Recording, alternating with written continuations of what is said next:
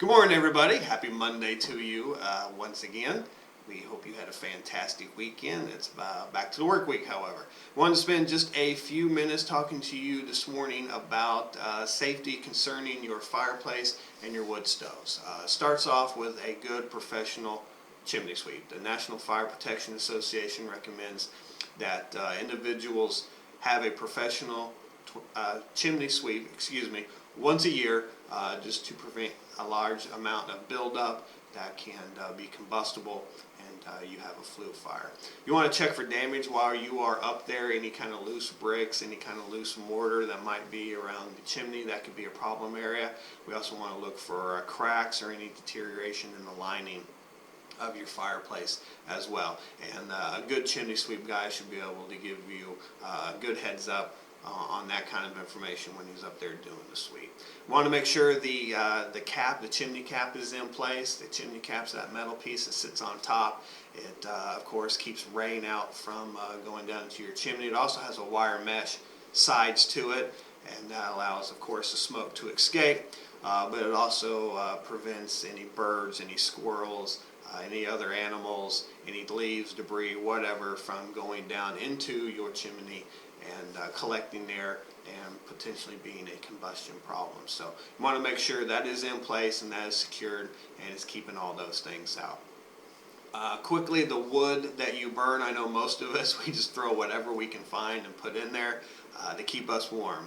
Preferably you want to use a good seasoned hardwood. It's going to be a better fire, first of all, but second of all, any green wood, any wood that's been freshly cut, or a lot of your softwood species, when they burn, they produce more creosote than a seasoned hardwood would. And what happens is that creosote builds inside of your chimney, and that's what it becomes combustible, because it builds up in there, and when it gets heat, it can catch on fire, and that's what you're sweeping out of there when you have a chimney sweep. So just keep in mind, the greener the wood, the more softwoods, the more pollutants that you're putting up into your chimney that could potentially be a problem. Don't overload your fire.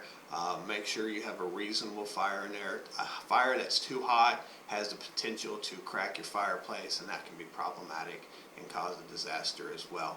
Always use a spark guard. Some people call them, it's basically just a wire mesh screen that sits in front of your fireplace. It's going to prevent any projectiles from coming out of the fireplace, any sparks, any ambers that want to come out, and that's going to prevent them from landing on your carpet or your furniture or your hardwoods or anything that could possibly catch fire because of those coming out of there. So you want to make sure that those are always in place. A lot of fireplaces have glass doors you can even close to keep those things from happening as well. I think it was on Wednesday of last week we posted on our Facebook some safety concerning kids. Just keep kids completely away from the fireplace. There's a lot of hazards that can happen. Yes, they can burn themselves. There's the issue of carbon monoxide as well. So take a look at that, and hopefully some of those reminders will help you to keep your kids safe, because we want to keep everybody safe and sound this winter when using a fireplace or a stove. Next week, just a heads up, we're going to be talking a little bit about holiday decorating safety.